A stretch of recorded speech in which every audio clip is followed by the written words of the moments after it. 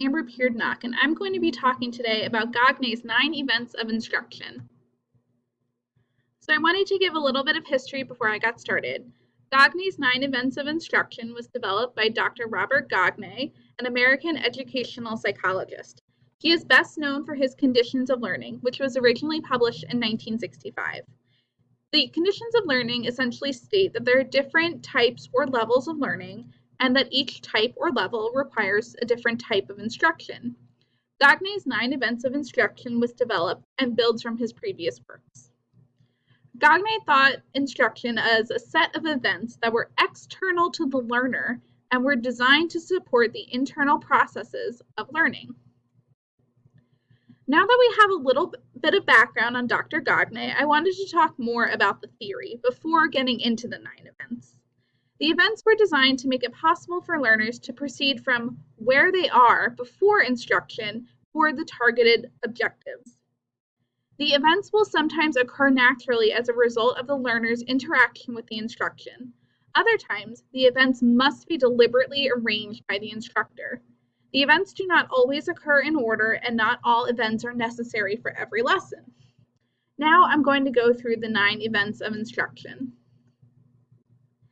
Event 1 is to gain the attention of students. This event is to ensure learners are ready to learn and participate in activities by presenting stimulus to gain their attention.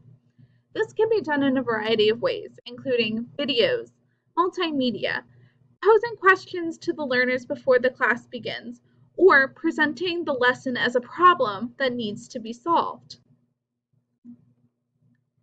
Event 2 is to inform students of the objectives. Learners should be informed of the learning objectives and outcomes to help them understand what they will learn through the instruction. It is important that students are told what they will learn, and they will not have to guess what they will be learning. Instructors should never assume that students will know the learning objectives. As an instructor, this is the step you will ask yourself, what is the goal of this learning? Event 3 is to stimulate recall of higher learning. Instructors should help students make sense of new information by relating it to something they already know or have experiences with. Students will need to retrieve prior learning to working memory. The instructor will have an understanding of students' past experiences with a topic. Gagne considers this event critical to the essential event of learning. Event 4 is to present the content. Here, an instructor will use strategies to present or cue lesson content to provide a more effective and efficient instruction.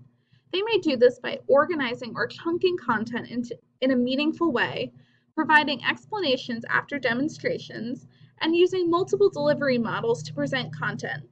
Gagne mentions how it is important in this stage that proper stimuli must be presented. If improper stimuli is presented to students, it is possible that learners may learn the, quote, wrong content and take away the wrong meaning from the lesson. Event 5 is to provide learning guidance. The instructor should advise students of strategies to aid them in learning content and of available resources to help their learning. It is important for instructors not to tell the learner the answer, but to suggest a line of thought that will lead the learner to the design combining of concepts and rules to form the new learned rule. Instructors should also stimulate the direction of thought that is to get the learner on track. In this event, it is essential that the instructor understands how quickly their students learn, so they may make necessary adjustments to their teaching in this stage. Event 6 is to elicit performance or practice. In this stage, the instructor will activate student processing to help internalize new skills and knowledge to confirm understanding of these concepts. Learners will need to show instructors that they have learned the material through demonstrating their new skills and showing their knowledge. Event 7 is to provide feedback. Instructors should provide immediate feedback to students' performance to assess and facilitate learning.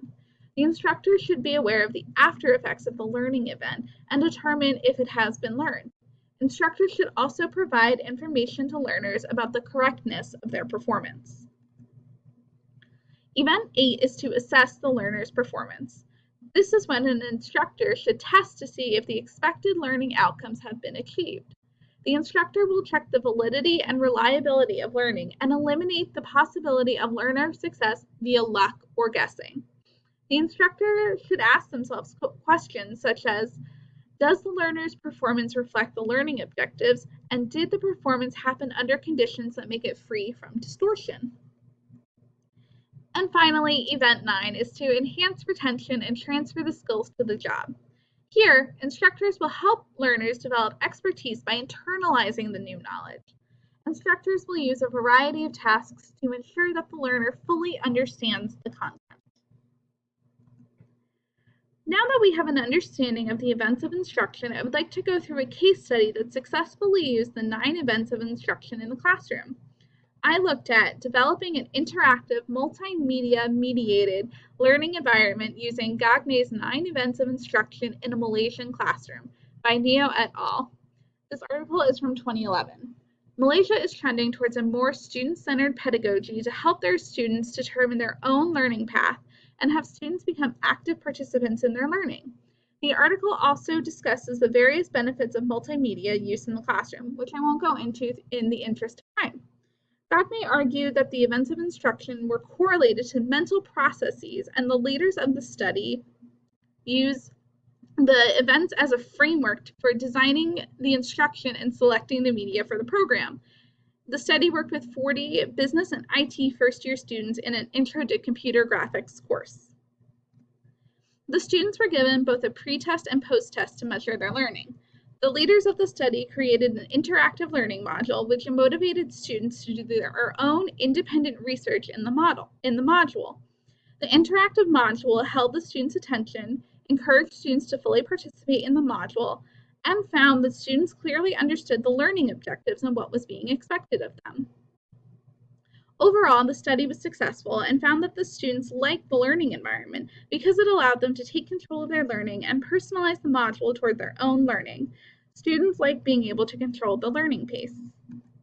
I hope everyone enjoyed learning about Gagne's 9 events of instruction as much as I did. Feel free to reach out in the comments section with any questions. Thanks, everyone.